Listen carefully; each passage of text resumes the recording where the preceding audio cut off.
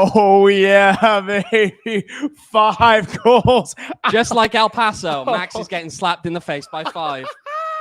Welcome into the PHNX Rising post-game show. That's right. We holding up the 5 for 5 goals tonight as Phoenix Rising dismantle, humiliate, demolish, derail, bring El Paso Locomotive off the tracks, whatever you want to say. It was a standout offensive performance throughout the entire match. Defense kept the clean sheet. Really one of the more impressive moments, not just of the season, really seemingly in recent memory for this team, but it was a really good performance from end to end, start to finish. I'm Max Simpson, joined by Owen Evans.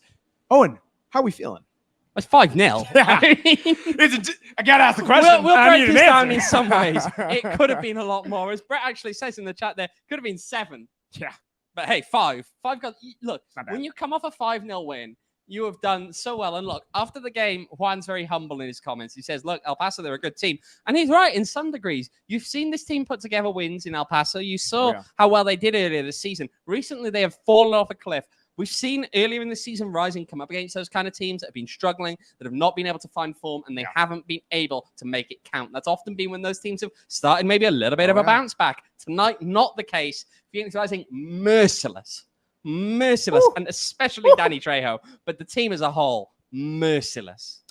Yeah, I mean, to your point, and seeing, like you said, Brett, could have been 7. Right, we had a penalty that wasn't even called. We had countless chances. The keeper diving for the ball with his hand 30 yards outside of it of the goal. Like, it was mayhem. This could have been a way worse match for El Paso, much more favorable for Phoenix Rising. But I think this is something where, and this, call me crazy, I believe that, to me, I think the way that this match played out with the chippiness, with the way that they found goals, I was even more impressed, and I was very impressed by the Memphis match, but I came away with the takeaway being Rising was a bit more intuitive in the first half with their goals. And granted, it opened up the second half, but the way that they were playing those through balls, the way that Carlos Harvey was finding Danny Trejo making the right runs for the first goal that he assisted, the second goal, which is the first one he scored, it was something where that is not easy to do, and they made it look easy tonight. Yeah, absolutely. I think, again, it was, as there's another one in the comments in here, Scott actually saying probably the best job this team has done breaking lines all season. Correct. Yeah. Easily. Yeah. And I think the thing that is, we've said this many times, when you put Danny Trejo through in those kind of moments, you find him, you manage to get the ball, he's not going to miss. Well, today they were feeding him constantly. It was constant every single time. Carlos Harvey, perfect example of a guy who's just linking up perfectly. Looking forward there. I think beyond that, we also saw Darnell King, I thought, had a very good game himself. I mean, on the first goal, he leaves that ball. I think there are other players who would have gone for it. He leaves that ball seeing that Trejo is through there and that he can slot that through. Lets Trejo get it across to Manjoma for a pretty easy goal in the end. They make it look easy, even though it's really not. Just what a overall performance, I think, in so many different aspects of this game. I feel as though El Paso, they had a couple of chances, but not many. When they did have those chances, Rocco Rios Novo comes up big. Rising, again, it was just merciless. It was just utterly merciless in the attack. Yeah, no, absolutely right. I mean, I think you praised Darnell King. I mean, right, listen, others have been critical about his attacking play in the past. Maybe not the one people are looking for to put up a shift moving forward in those attacking places. Something that we've even said in the past. And he absolutely did that on numerous runs, even ones where he wasn't getting the ball. That man created so much space and overloaded on that right-hand side. There were some beautiful 1-2s being played. They were just in the overlapping positions where El Paso didn't have an answer at all on that right-hand side for Rising, left-hand side for the El Paso defense. It was absolutely clinical, and that's really where you see the goals come from, really launching from that side. Statlacky Reese even kind of gave us a heads up that on the 4 goals that they conceded against Miami, other than the penalty, which was also drawn from El Paso's left-hand side, everything came down from that left-hand side of El Paso's defense, something that Rising exploited. They did their homework. You mentioned Statlacky Reese. Should we have a look at the stats from this game? Let's do it. Let's have a look at the numbers. All righty. Yeah. You want to start us off? So there's a big number 5 at the top. That's goals. It is. And then there's a 0 next to El Paso. So that's a good start for a start in here. But what you actually see here is just how clinical Rising were in a lot of ways. 8 shots. They only had 8 shots. They made them count. phenomenal when they Big actually time. worked it forward, when they actually Beautiful. managed to get into those positions.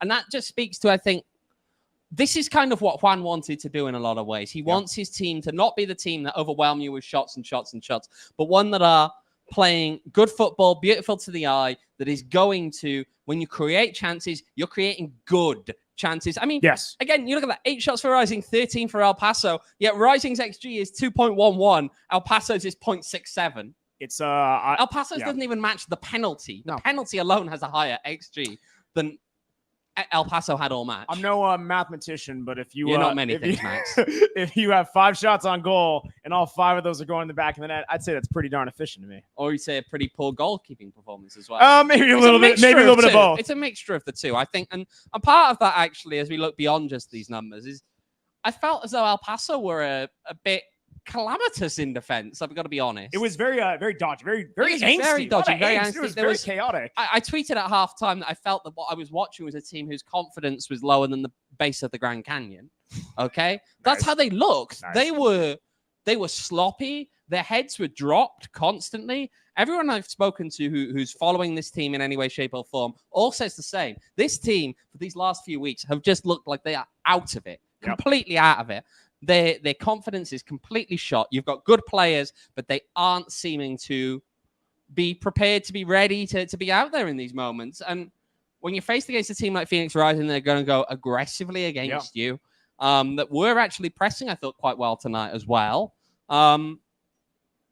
It really leaves them in a spot whereby, I mean, look, how many times did their goalkeeper come out in very awkward situations? Oh, God. I mean, could have messed things up. He gave that one away to Danny Trejo again. That's the one I alluded to when we were kind of introing in that, tries to kind of clear/pass the ball, goes right to Danny Trejo. Luckily, I didn't get chipped, and that's where he's diving for the ball 30 yards outside of the goal, 10, 15 yards outside of his own box. Like, really weird performance. Honestly, could have somebody maybe argued got a red for that, but either way, it was crazy. No, he couldn't have gotten a red because the advantage was played.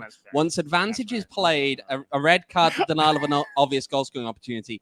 There's no obvious goal scoring opportunity denied at that point, so it's downgraded to a yellow card. Correct decision in law. We can get into the question as to whether he should have been sent off later in the game as well. I've got some opinions on that one. Do you want to hear them? Let's do it. All right. Well, you got a mass confrontation late in the game. You got a goalkeeper that leaves it. Here's the thing, right? If you're a goalkeeper and there's a mass confrontation going on, you're the only guy on the field on your team that everyone knows where you were before, and you sure were not in the opponent's half. You just weren't there. It's obvious that you've traveled a large distance to get involved in that kind of a mass confrontation. Yes. Normally, to me, if you travel that kind of distance, I agree with BJ here. You travel that kind of distance, you get involved in the incident other than just pulling your guys away. Yeah.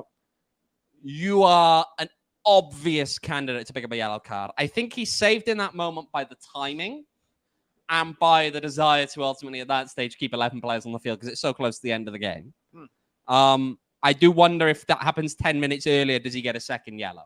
I was surprised, actually, we saw 3 minutes of stoppage time added on at the end of the game. I personally would have expected, especially with a mass confrontation just before, a 5-0 scoreline, ultimately knowing that nobody wants to be on that pitch at that point. Everyone just wants the game to be done. Rising want to celebrate. El Paso just want it to be over. Yeah. I was expecting it to be a very quick after the 90th minute, see the full-time whistle go. Sure. They didn't go with that. They went with the 3 minutes. I mean, it's not wrong, but it's a strange move in that moment. Yeah, you got to do it though. It's not the law. Indeed. But hey, still, I mean, there's one other thing which I know people are going to ask. What even happened to cause a match at the end? Great question, Robert. I don't actually fully know. There was a hard foul. Yes. The yellow comes out immediately. I see the Silva, the referee's in there quite quickly with a yellow card, trying to defuse it in that way. The problem is that in this kind of a game, that can still be a flashpoint. You've got a team that are very embarrassed out there, that have been embarrassed for weeks, and they're not going to take kindly to hard fouls necessarily at those kind of moments. I mean, incidents that happen, those kind of things, it escalates stuff quite quickly. And he was very slow, I think, getting out of the melee, the referee, when it became obvious that the immediate diffusion tactic of running straight into the middle, being present at the spot of the foul, pulling the yellow card very quickly, when it became obvious that that wasn't going to prevent a mass confrontation, he was quite slow to get back out of that situation and to move to a role more of observe and react rather than being in the middle of it and having to just kind of deal with the fact that you've got people surrounding you, pushing and shoving, and you can't see very much at all. Yeah, it's a lot going on, right? This match could have kind of had maybe higher tempers at the end, even further, but nothing escalate too much. But hey, that's where we are. There are a lot of reactions going on in the chat as well. D goalie, that was fun. We absolutely love that in there as well. Let's see, BJ. Yep, keeper should have been sent off for a second yellow with the maze. I'd agree broadly. Again, I think he gets away with it just because it's so late in the game. Absolutely. Seeing a fat kid, 2 goals went through the keeper's legs. Dodgy keeper. He was saying, and Jake, I believe as well, Jake Anderson, of course, discount Jake, was saying from the get-go that it's chaos. That keeper looked dodgy. I mean, it was even just the little things of, right, like the ball's like, what's called rising, plays the ball in, keeper gets it with his feet, and you're thinking, okay, whatever, he's going to pick it up, whatever. He I mean, you can't really see what the table went, but he essentially flicks it up into his hands, catches it, kisses the ball mid-play, and he just then passes it to his defender. It was weird. It was very weird. It was moxie. It was some sort of confidence thing, but it unraveled very quickly. Quickly. In fact, rumor has it through a water bottle and into the ad boards. Not the ad boards. Anything but the ad boards. That's where I draw the line. He's actually quite lucky about that. Yeah. That's an intriguing one here because he threw it in frustration. It hit the ad boards. It was actually quite close to certain members of the media at that point, wasn't it? Of which Max was one of them. Technically, if that had struck you, that's a sending off offense. I should have feigned the injury. I should have given my best dive. That would have been a sending off offense in the first half. That would have been violent conduct. The goalkeeper, if it had been caught, would have been sent off in that moment. If it hadn't been caught, plausibly would have faced retrospective action from USL had it been caught on camera. It's not something that you want to see happen. It's not something that I believe the guy in any way, shape, or form was intending to happen. He's just trying to chuck it at an ad board ultimately in frustration. Certainly. But and I know that's the ads. Anything but the ads. Take me out, not the ads. No, but seriously now, it doesn't matter the intent there. If you throw that, you're taking that risk. And for a goalkeeper in that position, you are to even throw that knowing there are people in the near vicinity of it. Idiotic decision to make because you are really risking the fact that hits someone and your day could be done. 100%. I will, for what it's worth, did come over very immediately afterwards when they're stopping to play. Give the people in the area a pound. No hard feelings. But it's, even mentioned frustration, led in a second goal. Again, it's one of those moments that I don't think there's malice. But it's idiotic to do it because you are inviting trouble by doing so. Yes, 100%. I'm loving the chat. Right, everyone, hit the like button, please, if you haven't already. Helps us out. Saley, being at the game today was amazing, to be honest. Absolutely. BJ Trejo's footwork at the second goal to score it 1-2 through the keeper was a thing of beauty. Absolutely phenomenal. He was beautiful. Listen, we've said Danny Trejo, right? We've sung his praises many times throughout the season, right? He can put a goal in. It's the types of goals where other players, right? It is so easy in the moment to, okay, you have your shot, take it where you need to, and you be decisive. And he is very decisive, but there are times where maybe you need to wait a second. We need to hesitate. That second goal, it may have looked easy where he goes around the keeper. That is not easy. It is so common often where you just take the shot. It's a bad angle. Keeper either swallows it up or parries it away. He has the presence of mind to dribble around him and make it easy for himself. It is pure class. And he is now Rising's Golden Boot leader for the team. He is 12 goals. He's currently second in the league, joint second in goals plus assists with 17. It's very impressive and phenomenal player. It's almost dare I say, shocker. It's our man of the match. Man of the match was really 4 goal contributions. 4 goal contributions gets you man of the match. Who would have guessed that? Shocker. 2 goals and 2 assists for Danny Trejo. Shocker. 2 goals, 2 assists, 4 shots, 2 of them on target. Again, well, two of those shots on target, 2 goals, pretty good. 4 successful dribbles too. I love that stat because he was just bossing. I remember even there was a moment in the second half where Fede kind of chopped up a bit. Danny Trejo did a little elastico 1-2, and it didn't lead to a goal, but my word, he was on his stuff tonight. The entire team was. It was beautiful to see. Well, those are some of the comments after the game, actually, from Rising coach Juan Guerra, as he spoke about what this kind of performance from Danny, especially in the position they were in, Manu, what this kind of performance shows. He says, look, it shows that Danny is one of the most important players in this league. Oh, yeah. In the league. Oh, yeah. And it's hard to argue with it. The form that he is on at the moment, knowing just how much he has stepped up in these last few weeks, we always said it was very quietly, he was kind of sitting there right behind Manuel Arteaga. He had a good number of goals this tally. You kind of didn't notice it because you see Manu as the top scorer, and Danny chips in with a couple of goals, but you just, yeah. Oh, yeah. Now he's sitting atop that with a fantastic performance overall. I think, look, I'm going to say this now before we move on. Of course. I'm saying this straight down the camera. Telegraphing it to Tampa. Nicholas Murray, you do not need to put a ballot out this week. No. We know who the player of the game is. Player of the week. Yes. Player of the week. I completely ruined my moment there. I was going to clip this. You do not need to put a ballot out this week, Nicholas. It's okay. We all know it's Danny Trejo. Danny Trejo is player of the week. It's okay. Don't worry about the ballot. In fact, do the ads. We'll come back in a minute and with some very, very interesting stuff on exactly why Danny Trejo is player of the week. Oh, of course. And if you put anyone else up for player of the week, he's going to fly over to Tampa. He's going to enjoy the airport lounge. And in that airport lounge, I'd like to emphasize here, we're not making any threats. No, of course. Please, no. No threats whatsoever. Let me finish. He was going to say, don't make threats on my behalf here, Max. I can fight my own battles. I was going to say a piece of a mind. Just have a nice, friendly discussion. There was no threats here. But you're making it sound that way, Max. Let me finish. What I was going to say is in the airport lounge, you're going to enjoy a nice Four Peaks brew. We love that. See, that's where I was going. I will indeed. That's where I was going with this, man. You already know it. They got they got that nice Four Peaks in Terminal 4. I mean, yeah. Yeah.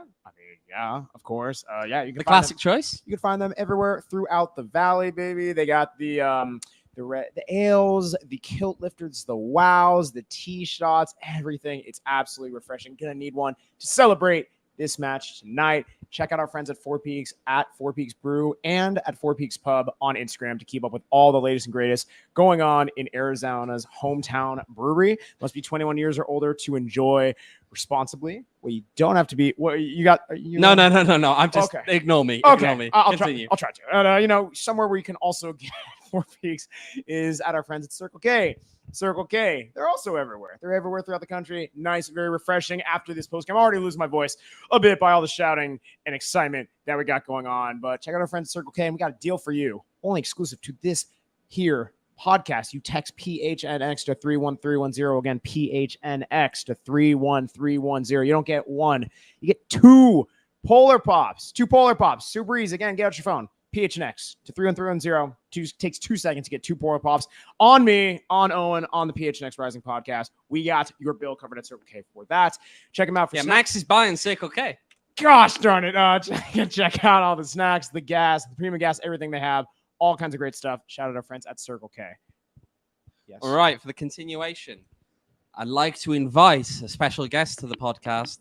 It is USL voter, the man himself. Kind of shaking the light. Sorry. You are shaking the light quite a bit. Discount Jake. He's coming. In he comes. We'll shuffle over a little bit. Shuffle over a little bit. Make some room for Discount Jake. We're nice and comfy. So, Discount Jake, how are we feeling tonight? Feeling good. I just want to say that don't have to worry that my vote has already been placed. I don't need to see any of the other. You've already emailed Nicholas? Yeah, I've actually sent him a text message. You sent him a text message? So, I mean, he's probably asleep, but. Oh, he doesn't sleep. It's a USL match day. He ain't asleep. True. But yeah, the performance tonight from Danny Trejo, especially with the fact that Manu was gone. So I've spoken before on this podcast about how I didn't like Danny playing centrally because when teams park the bus, you basically lost everything. Now, this was a team in El Paso that were not parked. They played a high line, and against a guy like Danny, who we saw him do this to Phoenix Rising when he was at Vegas for years. Him and Cal Jennings, I mean, that was an unbelievable duo. And the fact that Danny can come in, he's the main man, 2 assists, 2 goals, could have had more, to be honest. I think he's at 17 goals now, which I think might actually lead the league. 17 goals plus assists. No, there is one ahead of him on 19. Okay, but the point remains. He's still right up there. The form he's in, and the fact that Manu has slowed down in his goals scored, right? He was on pace to be the Golden Boot winner. He's starting to fall behind now. But the fact that Danny can step up, still be the main player, be that guy, I think it really opens up some options for Phoenix Rising to show that you don't necessarily have to play with a true number 9. You can play with a guy like Danny, who his ability to, once he has the ball at his feet in the box, he's not just looking for goal. Like that's what's so remarkable about it. He's also looking to pass the ball. And when you have that type of dynamism within the final third, like you truly are going to be unstoppable. So again, it's one result. We can't get too far ahead of ourselves. But if Danny Trejo can play like this, you get Manu back in form. I mean, you can really start to string some results, and you really need to string some results at this point. You could. By the way, just to give you those stats, as we requested in a way, Danny Trejo on 17, Russell Cicerone also on 17, and on 19 goals plus assists is Tani Oluwaseyi from San Antonio. And that's from that guy who is experience. I think at the moment when it gets there, providing there's no drop off, providing broadly speaking no one else steps up at a faster rate than he is, he's probably got to be the consensus MVP at this point. At this point, I would probably have to. The guy is leading the league in goals and assists despite missing the first 2 months. Like it's one of those where you're just like, he'll have my vote if it was today. Well, maybe, just maybe, he'll get recalled and do everyone else a favor in this league. He's only on loan, and that might happen because of how well he's playing. Yeah. If a guy's on fire like this, you might as well bring him up to your if you've got space, if you're able to get him in there, absolutely. Thomas here, I'll have some of the other comments now as we go through. Thomas here, Danny left another one out there with the empty net situation. I get that. Yeah, I get that. I was kind of standing up here at that point, and obviously it wasn't quite so just, a high scoring game at that point. You're still thinking that one buries because it was 2-0, I believe, at that stage. I believe it was still 2-0 at that stage. Yeah, it was 2-0, I believe, at that stage. I think it was. I think it might have been 3 because I think mentally, as I was watching it happen, my thought process was you've gone from let's finish the game and put the game away to we're confident, we're feeling ourselves. And I don't want to say you're trying to embarrass your opponent, but you can start to try and do some things. I mean, we saw he ended up doing it again with that double touch to Meg to keep, like, you start to try and do some things that you maybe only do in training, but because you're up 3-0, 4-0, if I miss this, I'm not being disrespectful, but it's something that's like, I wish I would have come off. And you get to try it out in a game. Yeah. To be clear, the chat here saying it was indeed at 2-0. Okay. So I get that. I mean, I was kind of standing up here willing him to just take the pop at it. Once the keeper's out of the way, you might as well just take a pop at it. I mean, I know there are defenders there, but you're not going to dribble through everyone. So, but yeah, I get that. But still, when you have 4 goal contributions in one match, I think he done all right. Just a bit. Just a little bit. Any other broader thoughts from you, Jake, coming off of that game? The performance tonight defensively, it's one of those where because of the goal, the score line, we don't really get to talk about the defense. And the whole match, they never had the ball. And the stats, the fact they even finished with 46% seemed high for me. Yeah. Mm-hmm. And we kind of spoke about it. It didn't allow, the lack of possession didn't allow Phoenix to make the stupid mistakes that we have seen this year. I mean, there's no other way to call it. They're dumb mistakes. Absolutely. Yeah. But when you don't have the ball and you have to defend, and we've seen 2 matches now back to back. One was with 10 men for 80 minutes, where this team can defend. This team can hold a team and opponent scoreless. Now, granted, they collapsed last week, but to come back and to grab this clean sheet, I think the defensive performance goes unnoticed tonight just because the scoreline was so high. So I just wanted to point that out, and especially because, Rocco, after the mistake he made to basically give up the point last match to come back, he had some really good saves tonight like he always does. Get the clean sheet, get the confidence up. So you hope you can carry this over into your next few string of matches because there are games you absolutely have to win. Absolutely. Well, Jake, before you leave us, you got the old thing there. Come on. How many goals was it today, Jake? How many goals? 5. Was it 5? Damn. I saw that. 5 goals. 5 goals. Well, again, we always love having you on the pod. Discount Jake, everybody. Thanks, guys. Discount Jake. You can save 30% or more time at Discount Tire. Oh, boy. Oh, man. Popped in the face with this thing and reads it out. It was good. That's good. No, but I think the very interesting thing about this, right, going off Jake's point, this team really is getting it done on both ends, right? If you take a look at the last 3 matches, they concede twice over a 7-minute stretch in 3 matches, and that was with 10 men. That's pretty darn impressive.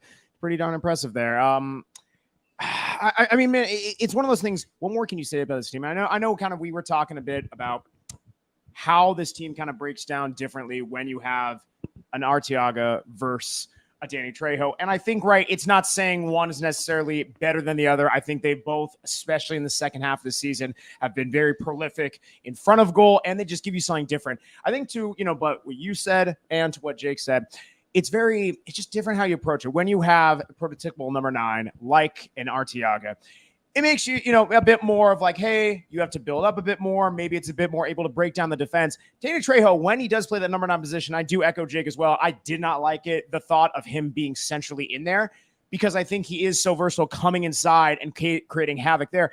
He does give you that dynamism in those runs that he creates. He does. It's something very, very impressive. It's his pace. It's his finishing. I think just all those things combine to a guy who he's also just incredibly, I think, deceptive and good at those runs in terms of catching the defenders off foot. Yeah. In a lot of ways, they're not expecting him to make that run through, which is incredible given that he does it all the time. Yeah.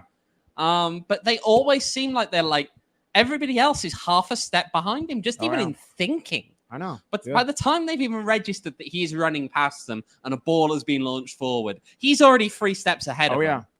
And you aren't catching Danny Trejo in that moment. Yeah. You don't have any hope of catching Danny Trejo in that moment. No. And then when he gets up there and he's 1-on-1, you either end up with the first goal for Rising, whereby you saw you had the vision to see that he had the supporting runner coming up alongside him, that it was going to be an easy goal for Eddie Manjoma to tap that one away. Yep. Or he's just going to make you look like a fool. And he's going to slip it between your legs. Yeah. If you're a goalkeeper. So, I mean, it's...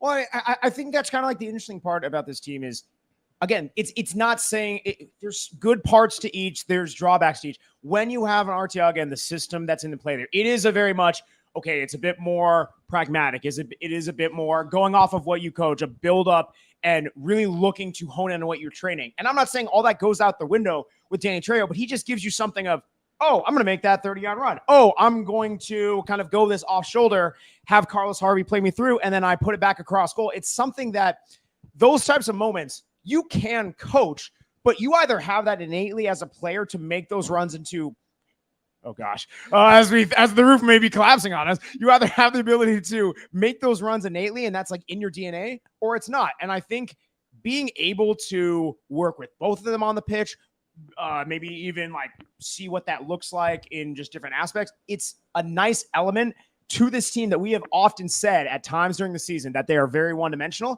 This gives you another dimension. It does. It does. The key thing now is to make sure that you don't overuse it on times. It needs to be something that's consistently in the back pocket, but this can't become option number 1 and the only option as number 1. I think teams will wake up to this. Teams will smarten up to the idea that Rising can put these kind of balls through. You've always got to have it in your back pocket, but you've got to have other ways of breaking down teams as well. Yeah. I will say this, a couple of other things here. I mean, to David's point here, last week being a man down, playing with cohesion for the majority of that time. Of course, that you get tonight as well. This team is gelling, and he's hopeful. I agree. I genuinely think these last 3 games, we have seen some of the best Phoenix Rising performances that we've seen over the past 2 years. Yeah. I think that just they're doing everything right now. Yeah. They're finding ways to get the ball on goal. I mean, we saw that with Monterrey. They find 2, one of which is, again, a lovely weighted ball. We see that against San Antonio. Yeah. Again, how does the goal come? Someone plays Danny Trejo through on a nice weighted ball forward. We see tonight. How many of them do we see tonight? It's just clicking. Those guys are clicking. Finally. Yeah. And if you can get on that form, you can ride that wave. You can go have a good run now into the playoffs, which I think the playoffs now. Yeah. People who are worrying, maybe a little bit nervy about will they make it, will they won't. Obviously, it's still not confirmed. Obviously, you're a long way to go still. And it is possible that, of course, this team could, in theory, do an El Paso and fall off a cliff. But you'd hope not. Yep. And you'd hope, based on the performances we're seeing, that they're able to consistently keep producing these. Then I think come the end of the season, you're in a position whereby, yeah, you may have to travel on the road for the first round, but you're not. I don't think this is. If they can keep putting these performances in, they're not going to be last team in.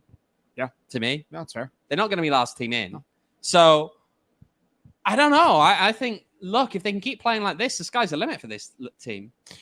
Yeah, no, especially in a playoff format where it'll come down to like one-off games at the end of the year. I don't disagree with you. I mean, I'm seeing BJ saying that's the creativity that we've been missing last year. No, 100%. Also seeing Damon in the chat. No free ads, Max. Yep, that's right. Emma's yelling at me. No free ads on this podcast. I will give you an ad though. Valley Tap Room, friends of Valley Tap Room. They'll give you something. Apparently, when you go there, they'll give you free beers. Good. If you say, no. That's not where I was going with this. Max is buying beers. During the watch party. I was a nice, generous man. Bought a lot of beers for people. Max was buying beers, and he will buy more. Beers are on Max. I don't like this jingle. We're not making this into a jingle. We're not making this into beers are or on Tifo. None Max. of that. I hear a lot of rumors going around. Why are you planting the idea in people's head? I'm not.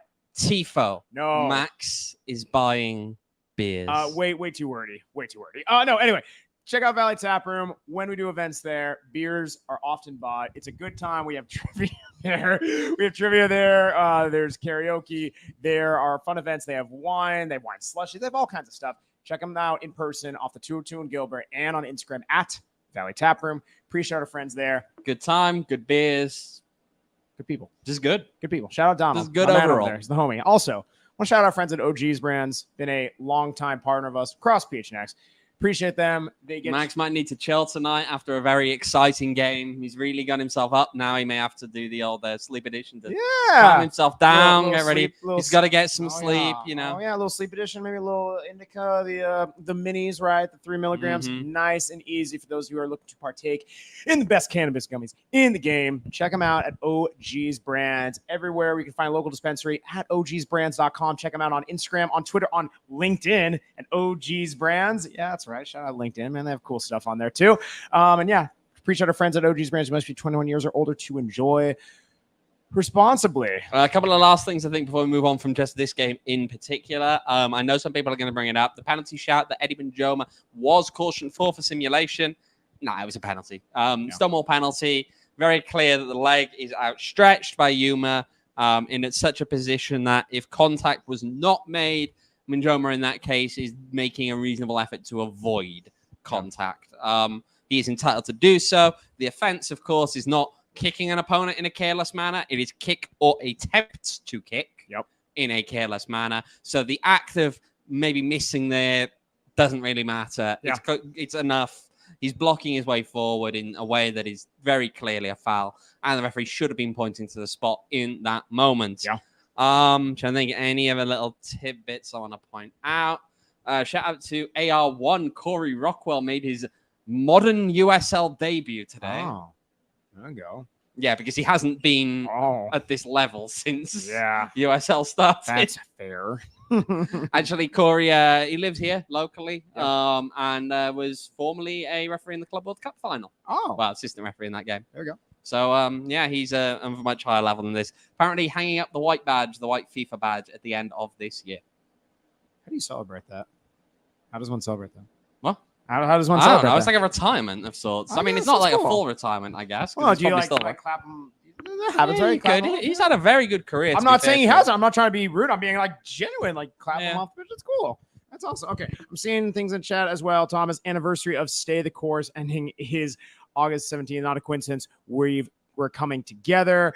Yeah, absolutely. Say Lee clicking like OGs when I put some in my mouth. Absolutely. And I'm seeing also, by the way, a lot of beers on Owain. Owen's buying beers. Devin in the chat, seeing it in multiple languages. Is buying no. Beers. Emma, highlight that, please. Yes, Owen buying beers. We love that. Yeah, absolutely. Just want to put that for the record. While you're buying beers, you want to go around the USL as well. Do we want to go around the USL? Do we want to? Do we want to? Do we need to? to? Maybe just some of the highlights. Maybe. No, I'm going to read you all the scores. I know you love them. Of course, in a day that USL was struck by issues with ESPN Plus that meant that games were not streamed in their usual home, Uh-huh. but instead found themselves being broadcast on YouTube. too. That's right. You could watch the games today on YouTube. So interesting if you were watching along. Let's read the scores now from today's matches. The Miami FC 0, Indy 11 1. Yep. Detroit City 0, Charleston Battery 1. AA, AAA. Birmingham Legion 1. Sacramento Republic 1. Draw. Tampa Bay Rowdies 4. Monterey Bay 1. Florida man. Louisville City 2. RGV 2. Yep. New Mexico United 0. San Antonio 3. Defended the Alamo. San Diego Loyal 0. Memphis 901 1. Surfs down. Pittsburgh Riverhounds 2. Hartford Athletic 0. Black and yellow. And Las Vegas Lights 0. Loudoun United 3. Oof. Yeah, that's painful. That last That's a one. toughie. That's a toughie. That's Loudoun are not very good. I think that Memphis getting a win in San Diego is also big. I think if you are a Phoenix Rising fan right now, and you're looking at all of those teams from mid-table down, right? If you're looking at Sacramento Republic, you're looking at San Antonio, I don't think you should care about their results right now. It's actually better for you to see them not dropping points against teams in conference. You want to see them kind of run away with it. But if you're looking at some of the other games now, like your San Diego Loyals, you should be setting your sights on those. When they play teams from the East, you should be hoping that teams from the East are picking up those points right now, because Rising should have their sights set on those kind of middle playoff spots. And when teams like San Diego are going to drop points at home against people like Memphis, and when you see other teams then who are in the chasing pack as well, like New Mexico dropping points, Monterey Bay dropping points, RGV, to be fair, they drop points on paper, but in reality, playing Louisville, I think that's still an 8-point gain for them, especially on the road.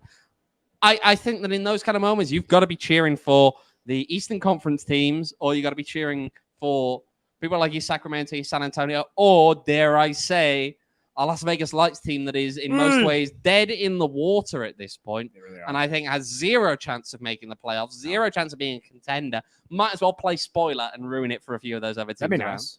Do a few favors for Phoenix Rising. Of course, they could play spoiler for Phoenix Rising's chances, which we don't want to see. They will be meeting in a couple of weeks' time. Don't put it out there. Your bus trip for that one. A rumor has it we're going to be on it. Maybe. Possibly. Guess you have to find out. Potentially. Guess you have to follow PHNX _Rising. Yeah, you will. Yeah, you will. On Twitter. Yeah. We're there. And YouTube. Absolutely. Yeah. And this is weird. I don't know what we're doing. I kind of like it. I don't know what we are doing right now, but it's weird, and we need to stop it. Yeah, we probably, we kind of hit the mark of the podcast where it's kind of going off the rails. Probably shouldn't end. I know producer Sam is probably screaming. And you know what? through the You know what laptop. else? You know what else we've hit the time of? What? Beers on Manx. Okay.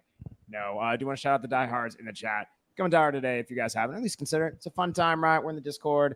We, doing all kinds of membership stuff. Really fun. Every single year of your membership, including when you sign up, a free T-shirt. Again, every year afterwards, you get 20% off events. Our friends PHNX D-backs actually had a very nice event at Chase Field. Had some beers, not bought by me, but bought by other people. Also had some seats and everything like that. Diehards got 20% off that. Super fun. You get 20% off merch. And we are doing fun things, right? We did the pool, the World Cup pool. And actually, speaking of which, that's actually going to be interesting because, that's going to be coming up. Anyway, I'll finish this first, become a diehard. Again, check out phnxlocker.com for those of you who are diehard in order to join. We do have the 2 matches. I just want to send off on that. We have Spain and Sweden on Tuesday, Australia, England on Wednesday. Today, I feel Australian. Yeah, gee, I wonder. I will, I will actually lay the gauntlet down one more time. Nice little bonus is I know that we have our PHNX Rising pool going on, and the offer still stands. Whoever the winner may be, right? OGs, Circle K, Four Peaks, all kinds of good stuff. I will up the ante on the number of beers I will buy. Max is buying beers. I've already mentioned this. We can clip this. You can't Don't worry, I'll clip this. You make sure to clip this part as well. Whoever wins, I'm starting now in the semifinals. The winning team, total up your goals from the semifinal and the final. Whatever that final number of goals are for the winning team, that's how many additional beers I will be adding on. Ooh. So if they win 6-0, oh dear gosh, there goes my wallet. But yeah, that's what's happening. So there you go. Max is buying beers. Boom. What now? But yes, we're going to have one of those matches decided when we join you guys Tuesday at 6 p.m. Yeah. Anything else for the people, Owen? Anything else for the people? I think remember again. Okay. Max is buying beers. All right. I knew that was coming. You can follow. Thank you guys for joining us on the PHNX Rising post-game show. You can follow us again on Twitter if you haven't freaking heard by now at PHNX__Rising. You can follow this guy on Twitter at. You didn't let me do the double the underscores thing. Oh my gosh, double the underscore. Double the fun. They won tonight and we didn't get a shot. You didn't let me do that. Yeah, but to be fair, it's like it was like double, quadruple, quintuple the goals. Well, you know what? Right. Anyway, we got an airport behind us. Our producer Emma is telling us to land the plane. Wait. We'll argue on Tuesday. We'll fight it out then. You can follow on Twitter at OJEvans18. You can follow me on Twitter at Max David Simpson. You can follow Jake on Twitter at JWA1994. Yes. Good job, Brain. And remember, it's a beautiful game, but it's way more better when you score 5 goals. Boom. That's out. We're done. Bye. Max, bye.